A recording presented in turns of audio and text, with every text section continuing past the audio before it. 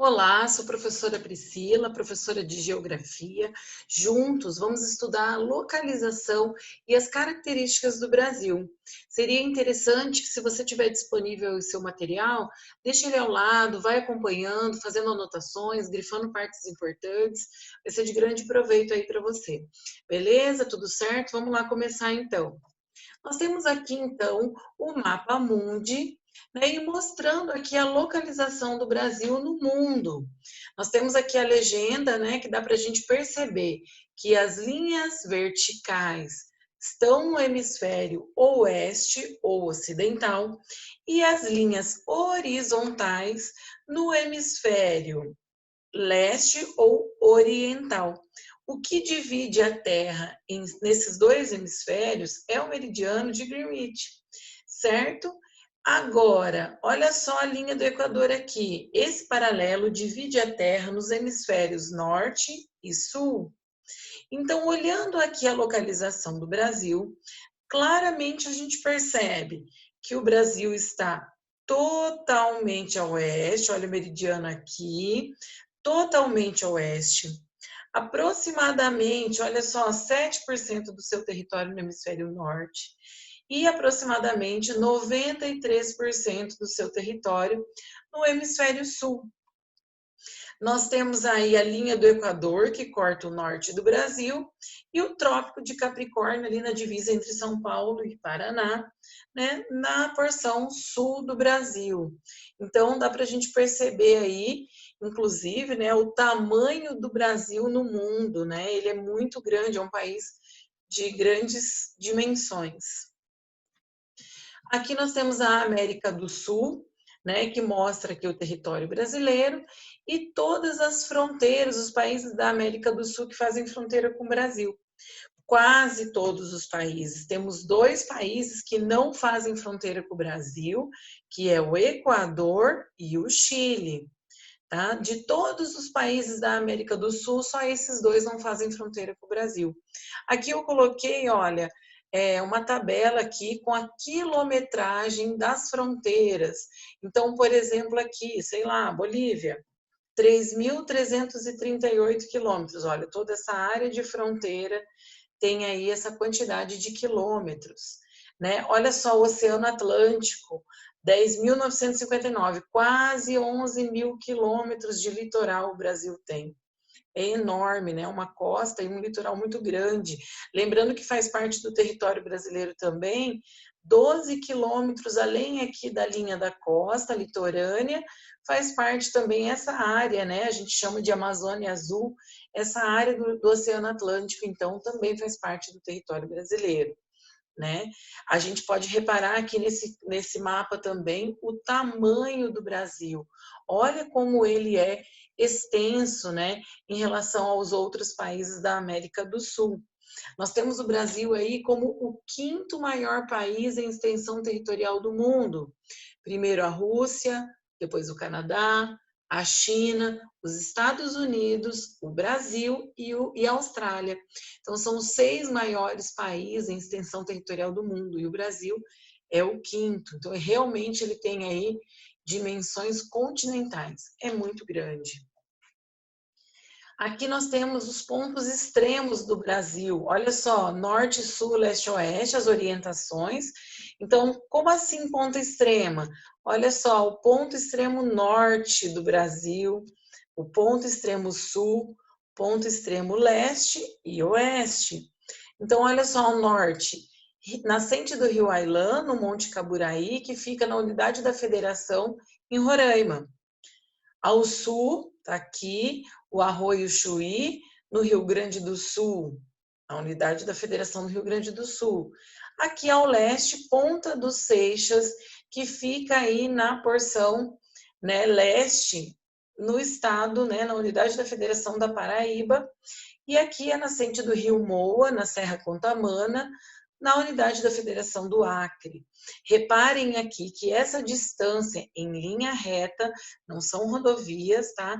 Em linha reta, a distância norte-sul do Brasil é de 4.394 quilômetros. E a distância de oeste para leste, nas pontas extremas, é de 4.319. Aproximadamente aí 75 quilômetros apenas de diferença entre as distâncias norte e sul e leste e oeste. Por esse motivo, o Brasil ele pode ser considerado um país equidistante, equivalente, distância equivalente entre norte e sul e leste e oeste, certo? Aqui tem algumas imagens das pontas extremas do Brasil, são paisagens muito bonitas, né? Então, nós temos aqui a Serra Contamana, né? O Monte Caburaí, desculpa, aonde fica aí a nascente do Rio Ailã, né? Então, nesse planalto, muito bonita essa paisagem aqui, lá na unidade da Federação de Roraima. Opa! Aí aqui, Serra Contamana, no Acre, onde fica a nascente do rio Moa, né? Então a gente repara aqui a vegetação amazônica, esse rio aqui em forma de meandros, que a gente chama, né? Cheio de curvas, lá na unidade da Federação do Acre. Aqui, esse monumento, ele está exatamente ali no extremo leste do Brasil, chamado Ponta dos Seixas, né, na unidade da Federação da Paraíba, e aqui esse pequeno rio chamado Arroio Chuí, que deságua no oceano, né, lá na unidade da Federação do Rio Grande do Sul. São as 4 pontas extremas, então, do Brasil. Como eu disse anteriormente, o Brasil aí é um país de dimensões continentais, é muito grande. Então, para que a gente possa analisar, estudar o Brasil de uma forma correta, a gente precisa regionalizar. Como assim? Dividir em partes menores. Porque como assim estudar o Brasil? Qual é a vegetação do Brasil? Diversas. Qual é a etnia do povo brasileiro? São muitas. Então, o Brasil ele tem diversas culturas, diversos indicadores sociais. Não tem como a gente estudar o Brasil de uma forma única. Então, para isso, a gente regionaliza. Olha só o que é regionalização. Dividir e subdividir o espaço geográfico, seguindo um critério e agrupando as áreas com características semelhantes. Toda regionalização, ela precisa de um critério. Imagina eu chegar na sala de aula e falar assim, galera, dividam-se. Tá, mas dividir em grupo, em trio, né, 2 metades. Como assim dividir? Se eu não chegar e estabelecer um critério, não tem como acontecer nenhum tipo de divisão. Eu posso chegar na sala de aula e falar, regionalizem-se, né? Ou dividam-se em trios. Dividam-se os alunos que fazem aniversário de janeiro a junho de um lado, de julho a dezembro de outro. Então, eu dei o critério aí de um mês de nascimento. Então, precisa de um critério para poder regionalizar, seja um espaço geográfico mundial, seja um espaço geográfico municipal, não importa. Todo espaço geográfico precisa de um critério para ser regionalizado. Coloquei aqui alguns exemplos, né? Podemos aí regionalizar clima. Os países, as regiões de clima tropical, de clima polar. A questão econômica, né? Podemos dividir aí os países desenvolvidos, países subdesenvolvidos, emergentes, etnia, né? Que são as raças, urbanização e meio rural, a porcentagem, os países acima de 80% de urbanização. Então, eu estou fazendo um tipo de regionalização. Idioma falado, né? Vamos regionalizar os países que têm dialetos específicos, né? Enfim, a gente pode usar em qualquer um, e tem infinidades de critérios. Daí aqui eu coloquei, é importante regionalizar, delimitando os espaços a fim de planejar investimentos em indústria, comércio, ambiente, escolas, empregos e lazer. É impossível a gente fazer investimentos de melhorias, tanto o setor público quanto privado, se a gente não conhece o espaço geográfico em que vivemos. Então, para que haja investimentos e melhorias, nós precisamos conhecer determinada região com características bem profundas, bem específicas. Olha só a regionalização do IBGE, né? Então, o IBGE dividiu o Brasil, que a gente chama de divisão político-administrativa, em 5 grandes regiões. Essa regionalização aqui, ela é considerada a regionalização oficial do Brasil, né? Então, quando a gente vai estudar o Brasil, é muito comum a gente usar região norte, região sul, região nordeste, enfim. Essa regionalização, então, foi desenvolvida pelo IBGE, respeita a divisão estadual, como assim? Olha, reparem que nenhuma unidade da federação, né, os estados estão divididos entre 2 regiões, né? Essa regionalização, ela respeita certinho o contorno estadual. O principal critério utilizado é o natural, né? Mais ou menos aí os grandes biomas brasileiros, mas também é socioeconômico. E são as 5 grandes regiões: região norte, região centro-oeste, região nordeste, sudeste e sul. Tá aqui as cores da legenda. Outra regionalização bem importante é a divisão geoeconômica do Brasil. A gente chama cada uma dessas regiões de complexos regionais.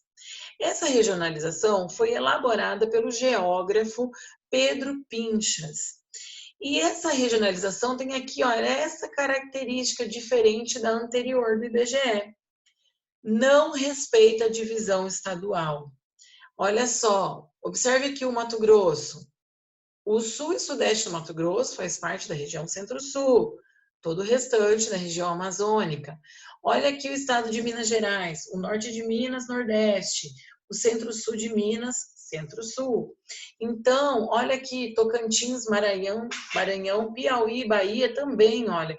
Tem aí alguns pedaços, né, da unidade da federação, algumas partes da unidade da federação que fazem parte aqui da região centro-sul.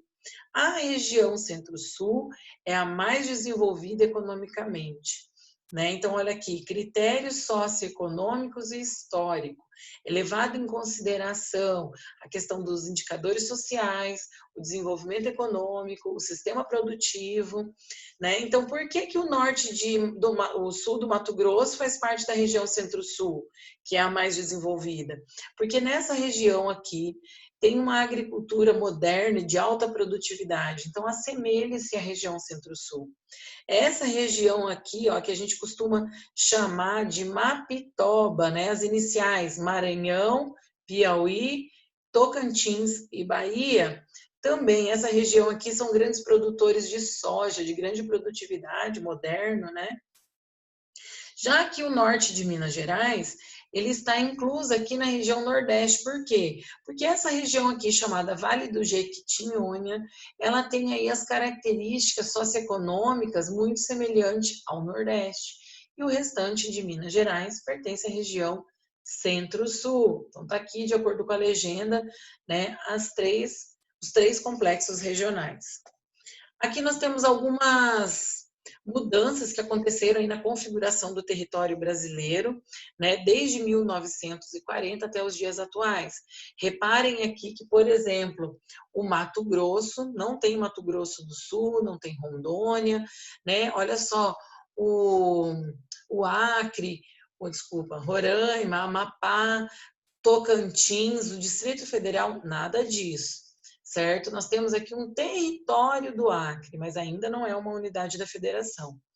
Já em 1950, surgiram novos territórios. O território de Guaporé, onde mais tarde seria o estado de Rondônia, o território do Rio Branco, o território do Amapá. Em 1960, opa, olha quem está aqui, o Distrito Federal, né? A cidade de Brasília.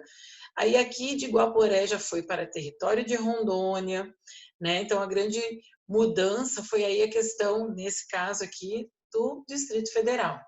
Já em 1970, nós temos aqui o território, o Acre, que era o território do Acre, agora uma unidade da Federação Brasileira, né? Foi a grande mudança aí que ocorreu, né? Os territórios aqui que já tínhamos visto anteriormente.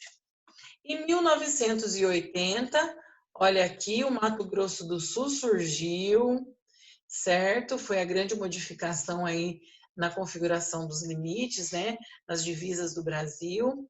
E em 1990, nós temos aqui algumas novidades também.